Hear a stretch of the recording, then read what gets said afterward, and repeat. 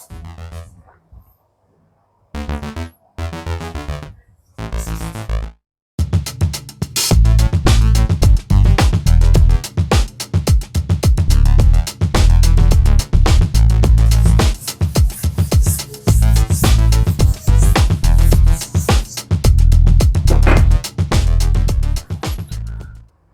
warahmatullahi wabarakatuh. Selamat datang teman-teman. Selamat datang kembali di Baru Belajar.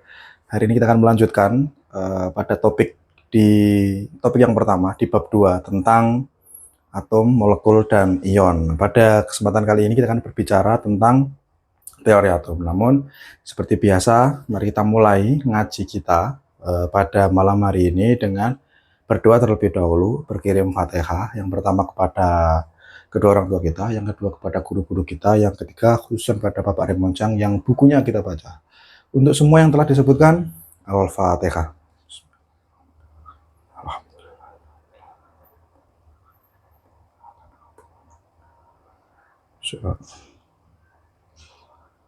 Amin. Setelah minggu lalu kita berbicara tentang trivia, kisahnya Ibu Mary Curie yang di awal-awal itu diceritakan sebegitu moncernya beliau mensintesis atau membuat teknik membuat atom baru, teknik membuat atau mensintesis atom baru yakni polonium dan radium. Namun saat ketika sedang moncer-moncernya beliau mendapatkan diskriminasi karena beliau perempuan. Nah, sekarang kita masuk ke babnya nih. Kita akan berbicara tentang atom. Nah, akan diawali dengan sebuah topik yang berjudul di buku itu berjudul teori atom.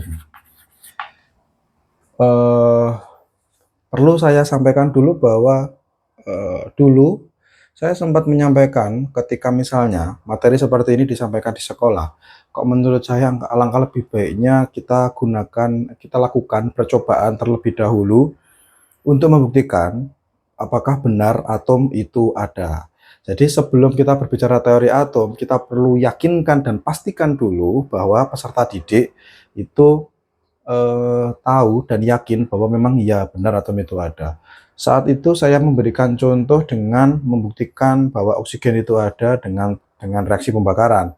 Bahwa ketika api itu masih ada, berarti masih ada oksigen di situ, masih ada oksidan di situ. Tetapi ketika api sudah tidak ada atau sudah mati, padahal bahan bakarnya masih ada, itu tanda bahwa oksigennya atau yang berperan sebagai oksidannya sudah habis.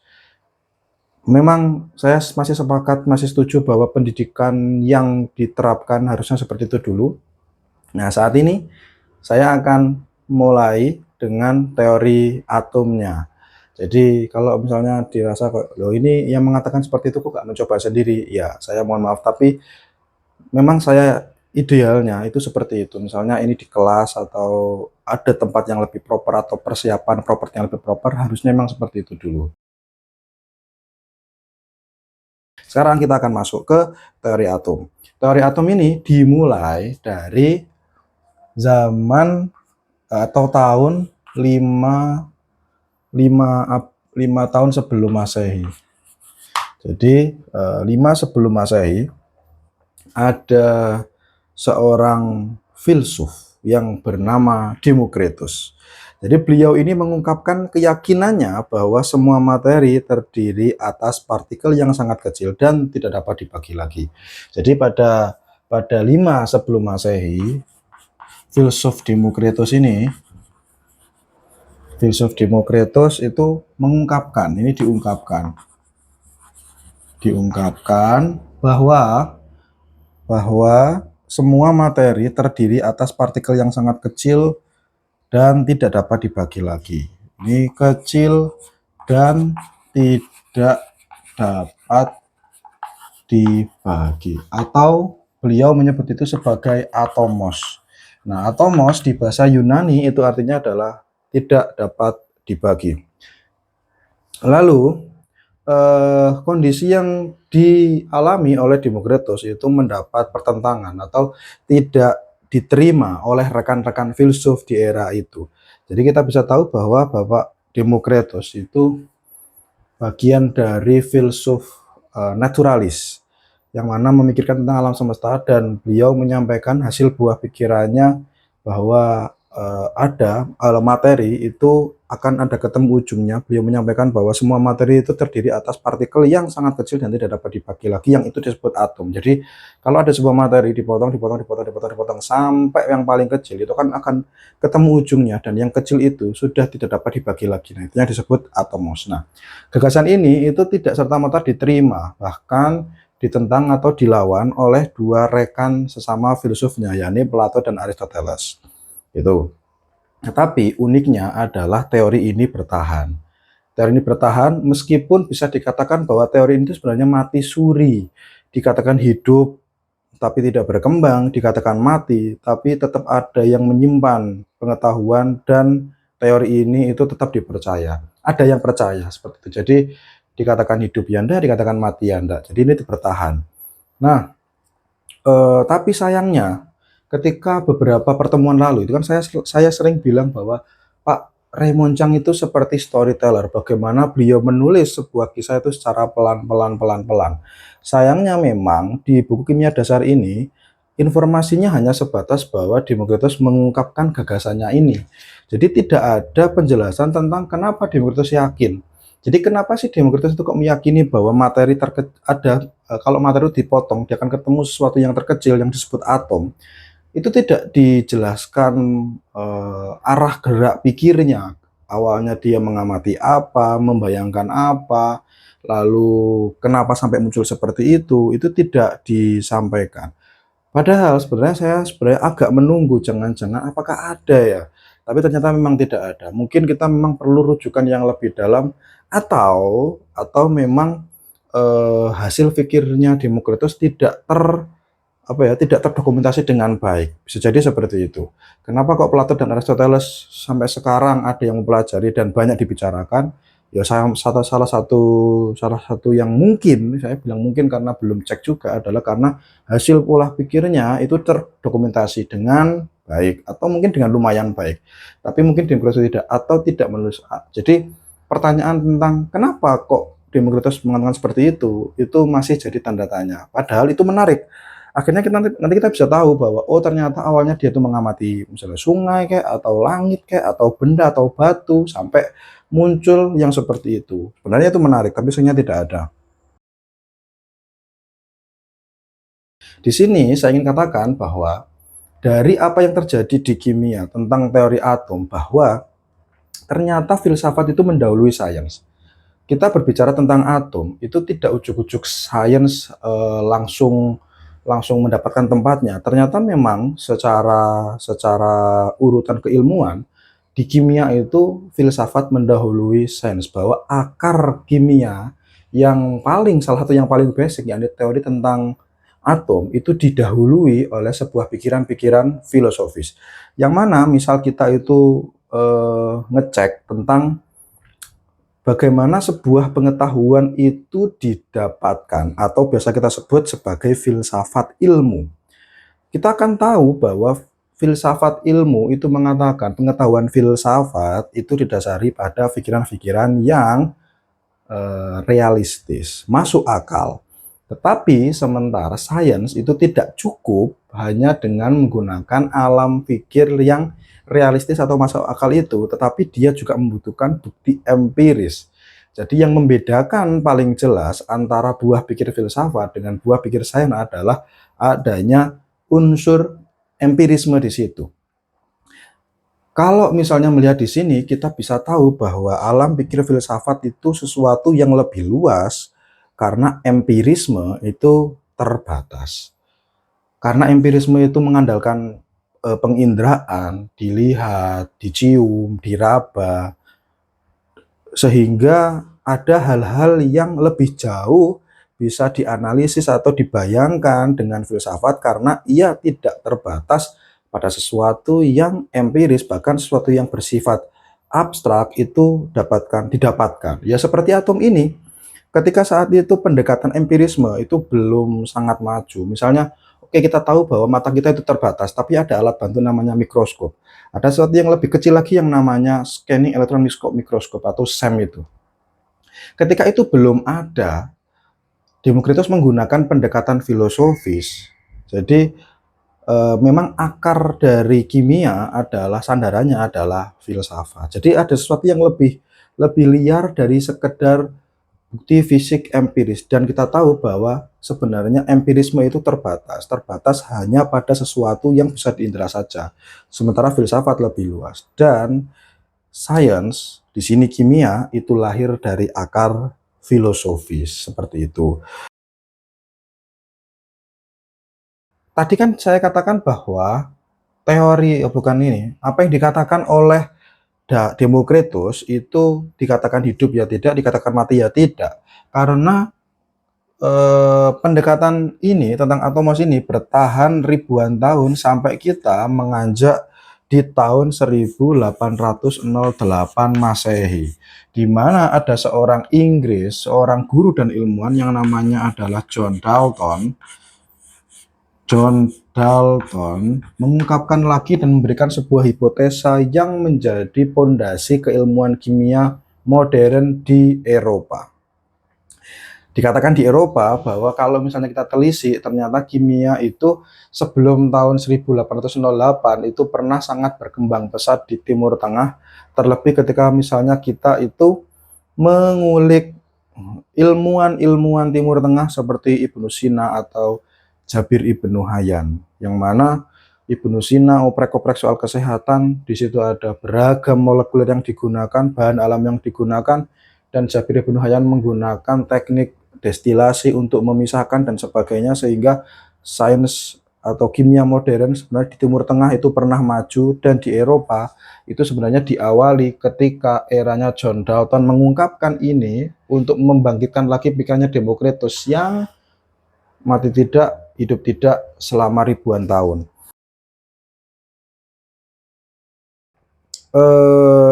Dalton itu kalau di buku kimia dasar ini dikatakan dia mengeluarkan sebuah hipotesa. Jadi bukan hasil riset atau apa, sehingga saya bisa menarik kesimpulan kenapa kok disebut hipotesa. Mungkin saja karena John Dalton juga tidak melakukan sebuah eksperimen, sehingga penyebutannya adalah tetap hipotesa. Bagaimana dulu ketika kita belajar, hipotesa adalah sesuatu yang masih ada di bawah, belum diungkap secara empiris, sehingga dia hanya menjadi tesa-tesa yang masih di bawah atau hipo. Jadi belum melewati proses pengujian yang rigid seperti dengan menggunakan metode ilmiah. Jadi ada 3 hipotesa. Jadi kita akan kembali, ada 3 hipotesa yang diungkapkan oleh Dalton tentang atom yang akhirnya membuat pikirannya Demokritus menjadi semakin solid. Pertama adalah, jadi John Dalton itu ada 3 hipotesa. Satu, beliau mengatakan bahwa unsur tersusun atas partikel terkecil yang unsur tersusun atas partikel yang sangat kecil yang disebut atom. Jadi pertama itu atom adalah sesuatu yang terkecil. Nah, ada lanjutannya yang mana setiap atom itu punya sifat. Sifat itu bisa ukuran, bisa massa, bisa sifat atomnya yang identik. Jadi ada sifat identik di sini. Ada pengkategorian bahwa atom adalah sesuatu yang terkecil dan setiap atom itu punya sifat identik. Misalnya ada atom H dan atom O. Nah, 2 ini adalah sesuatu yang punya massa berbeda, punya sifat kimia yang berbeda, punya ukuran yang berbeda. Nah, itu yang disebut sifat identik. Jadi unsur terkecil dan setiap masing-masing itu dia memiliki sifat identik. Ini hipotesa pertama.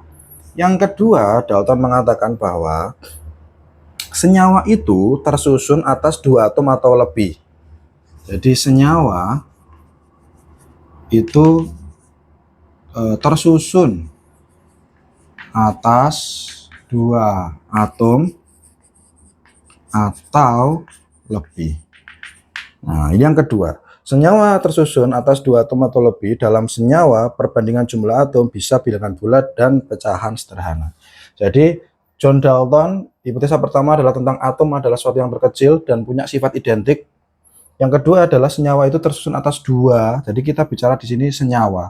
Senyawa tersusun atas dua atom atau lebih. Dan yang ketiga, hipotesanya adalah bahwa reaksi kimia tidak membentuk atom baru, atom atau memusnahkan.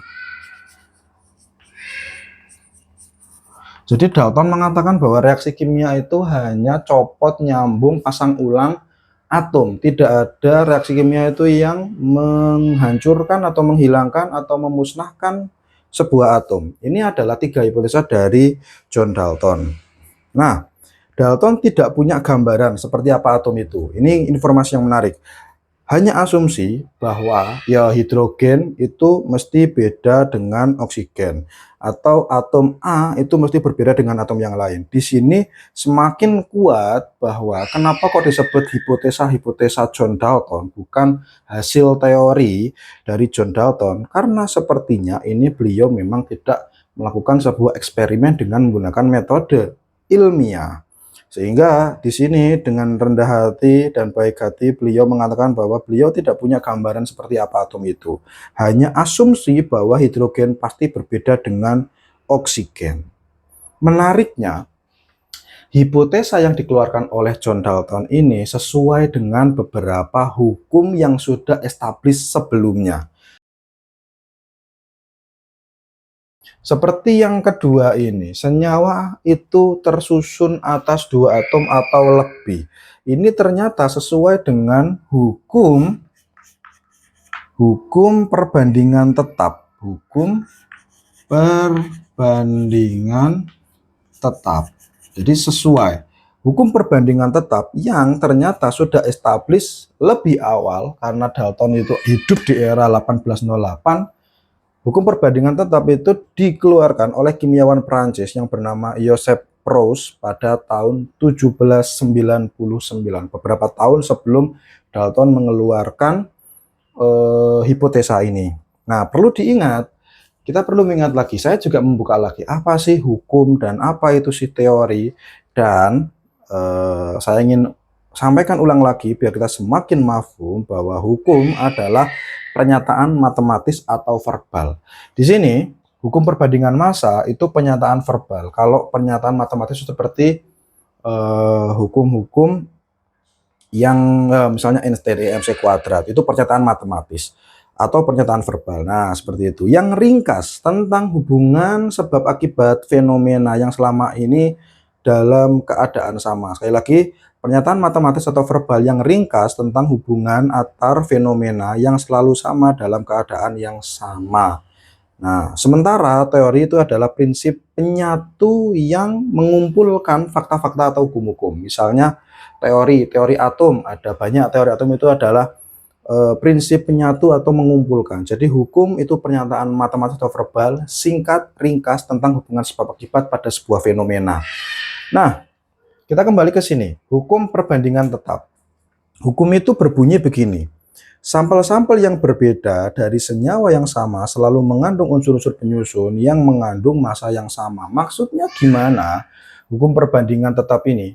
Misalnya kita berbicara ada senyawa yang kita tahu ya, ini karbon dioksida. Misalnya kita mencari atau mengukur massa karbon dioksida dari sampel satu, taruhlah diambil di ujung cerobong asap sebuah industri, dan sampel yang kedua misalnya di perempatan jalan, yang mana dua-duanya adalah CO2. Yang pertama di ujung cerobong industri, yang kedua di perempatan jalan, CO2 akan tetap punya massa yang sama. Ini adalah hukum perbandingan tetap yang disampaikan oleh kimiawan Prancis bernama Joseph Proust. Sampel-sampel yang berbeda dari senyawa yang sama selalu mengandung unsur-unsur penyusun dengan perbandingan yang sama pula. Nah, selanjutnya, menariknya adalah bahwa hipotesa kedua tentang senyawa ini tidak hanya mendukung satu hukum. Ternyata ini juga mendukung hukum yang kedua. Jadi ada hukum perbandingan berganda. Perbandingan berganda. Nah, ini juga pernyataan verbal, tidak pernyataan matematis. Yang mana pernyataan verbalnya adalah jika dua unsur dapat bergabung membentuk lebih dari satu senyawa, misalnya ada unsur C, karbon misalnya, jika ada dua unsur yang dapat bergabung membentuk dari satu senyawa, misalnya karbon. Nah, karbon itu kan bisa membentuk CO2 dan CO, maka massa dari unsur pertama dengan suatu massa tetap dari unsur kedua akan bergabung dengan bilangan bulat yang kecil. Nah, di sini dijelaskan bahwa CO2 itu mengandung satu karbon dan mengikat dua oksigen, sementara karbon monoksida itu mengandung satu karbon dan mengikat satu oksigen. Perbandingannya adalah bahwa O di karbon dioksida itu O-nya ada dua, sementara O di karbon monoksida O-nya ada satu, sehingga perbandingannya adalah 1:2. Jadi satu oksigen di karbon monoksida berbanding dengan dua oksigen di karbon dioksida. Jadi hipotesa yang kedua ini berhubungan dengan senyawa. Nah, yang ketiga, ternyata yang ketiga ini juga berhubungan dengan sebuah hukum yang sudah established dan sangat terkenal ketika kita ngomongkan tentang energi, yakni hukum kekekalan massa. Jadi yang berbunyi bahwa massa tidak dapat diciptakan maupun dimusnahkan. Seperti tadi bahwa reaksi kimia tidak membentuk atom atau memusnahkan atom. Tapi di sini diberikan keterangan bahwa atom tidak berubah dengan reaksi kimia dasar. Ini perlu disampaikan karena biar tidak bertentangan dengan apa yang kemarin. Kalau dikatakan bahwa reaksi kimia itu tidak membentuk atau tidak membentuk atom baru, tentu akan bertentangan dengan apa yang dilakukan oleh Ibu Marie Curie, bahwa beliau itu membentuk polonium dan radium itu dari uranium. Berarti uraniumnya menjadi tidak ada lalu berubah menjadi radium dan polonium. Itu tidak disebut reaksi kimia dasar. Yang disebut reaksi kimia dasar adalah bongkar pasang yang tidak ada pemisahan inti. Kalau tidak ada pemisahan inti, itu yang disebut dengan reaksi kimia dasar. Sementara kalau ada pemisahan inti, seperti yang dilakukan oleh Ibu Marie Curie, itu sudah berganti satu atom dengan atom yang lain. Tapi meskipun berubah dari satu atom menjadi atom yang lain, masanya tidak hilang.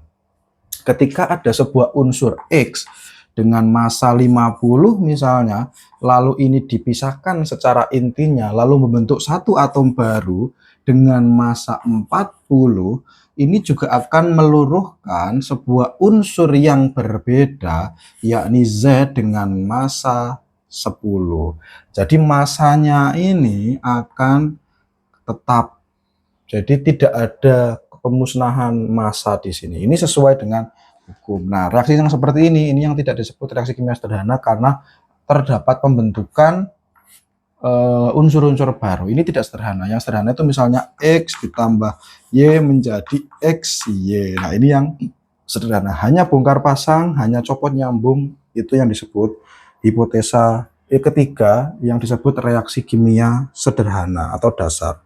Nah, dari sini kita tahu bahwa Bapak John Dalton, meskipun tidak disampaikan secara eksplisit oleh Raymond Chang di bukunya ya, bahwa sepertinya memang beliau tidak melakukan sebuah eksperimen langsung karena yang disampaikan adalah sebuah hipotesa. Nah, ini Democritus dan Dalton adalah pondasi dasar yang membuat kimia menjadi berkembang pesat di Eropa mulai tahun 1800-an. Kalau kemarin Ibu Marie Curie itu berarti hidupnya sekitar 100 tahun dari pertama kali atom itu disampaikan ulang oleh Dalton. Karena Ibu Marie Curie itu kan mendapatkan Nobelnya pertama di tahun 1903, sementara penelitiannya itu di 1899 atau 98 kemarin, pokoknya di akhir 1800-an. Jadi 100 tahun setelah ini muncullah ilmuwan luar biasa yang bernama Ibu Marie Curie itu. Nah, sejak ini keilmuan kimia di Eropa berkembang sangat pesat. Jadi meskipun dua ini, saya sih mengatakan bahwa Demokritos dan Dalton itu filosof. Karena dua-duanya kalau menggunakan pendekatan filsafat ilmu atau filsafat mendapatkan pengetahuan, dua-duanya menggunakan pendekatan filosofis, yakni berpikir secara rasional atau masuk akal. Tidak dilengkapi dengan pendekatan-pendekatan empirisme, yakni mencoba sesuatu itu di dalam laboratorium. Tetapi hasilnya menjadi pondasi yang kuat terhadap kemajuan kimia di tahun-tahun berikutnya. Oke, sudah. Itu dia tentang teori atom yang kita bicarakan hari ini. Terima kasih teman-teman sudah menyimak baru belajar episode 14 ini.